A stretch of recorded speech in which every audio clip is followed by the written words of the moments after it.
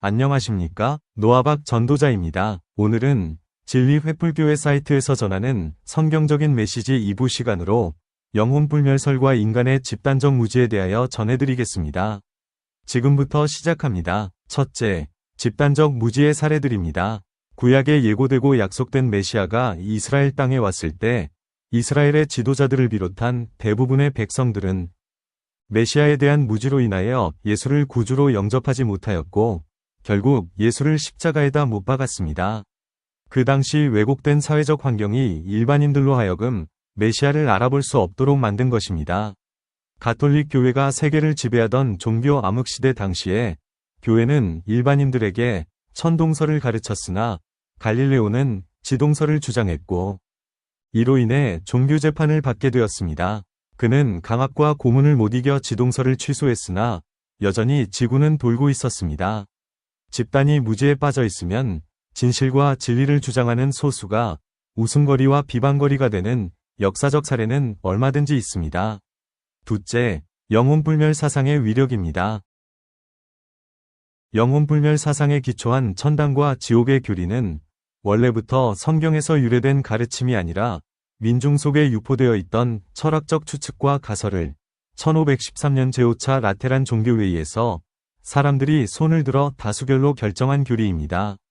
그 후로부터 영혼불멸설을 부인하는 사람들을 이단시하게 되었으며 이러한 전통과 관습이 오늘날 21세기 현대교회에까지 이어지고 있다는 사실은 참으로 놀랍고도 이상한 일이 아닐 수 없습니다. 오늘날 대부분의 사람들은 이 교리를 믿고 있으며 혹시 교리적으로는 믿지 않는다고 할지라도 사후에 죽은 자의 영혼이 별개로 존재한다고 믿는 사람들이 절대 다수를 이루고 있습니다. 집단의 무지에서 비롯된 현상이라고 볼 수밖에 없는 것입니다. 셋째, 오스카르 쿨만의 논문에 대한 반응을 알아보겠습니다. 대다수의 사람들이 얼마나 철저하고도 깊게 영혼불멸설을 신봉하고 있는지를 우리에게 보여주고 있음을 오스카르 쿨만의 저서에 대한 공격에서 알 수 있습니다. 현대 신학계의 가장 유명한 신약학자 중 한 사람인 유럽의 신학자 오스카르 쿨만이 1958년에 영혼의 불멸인가, 죽은 자의 부활인가? 라는 제목의 논문을 발표했습니다. 성서적으로, 철학적으로 영혼불멸설을 설명하면서 죽은 자의 영혼이 별개로 존재한다는 영혼불멸설의 가르침은 부활의 신앙과는 공존할 수 없는 비성서적인 관념이라는 결론을 내린 논문입니다. 그것은 당시 신학계에 엄청난 충격을 던진 논문이었으며 논문 발표 후 그를 향한 비난과 공격은 참으로 맹렬한 것이었습니다. 셋째의 1. 쿨만을 향한 공격들입니다.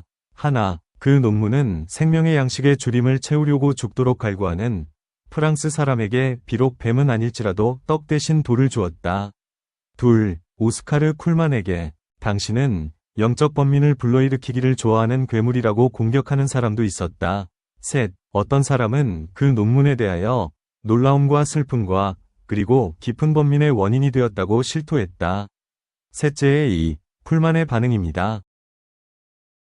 어떤 비판자도 본문 주석으로 나를 반론하고자 시도하지 않았다. 나의 글에 대하여 가하는 공격들이 주석학적인 논의에 근거되었더라면 이 공격들은 내게 더 큰 감명을 주었을 것이다. 그러나 이와는 달리 나는 철학적인, 심리학적인, 무엇보다도 감정적인 막연한 이유로 공격받고 있다. 오늘날 영혼불멸을 믿고 있는 수많은 사람들은 그것을 어떤 확실한 근거를 가진 이론이나 성서적 배경에 의해서 믿는 것이 아니라 정서적으로 혹은 관념적으로 믿고 있기 때문에 영혼불멸설에 대해서 어떤 반론이 제기되면 지성적이고 이성적인 판단으로 이해하려고 하는 경향보다는 감성적으로 거부하려는 의도를 먼저 갖습니다. 물론 영혼불멸설을 지지하고 인정하는 사람들의 입장에서는 이론적 근거와 성서적 배경이 있다고 하겠지만 그들이 제시하는 이론들을 면밀하게 분석해보면 그것은 이미 설정된 가설을 정당화하기 위한 설명에 불과한 것임을 발견하게 될 것입니다. 끝까지 청취해주셔서 감사합니다.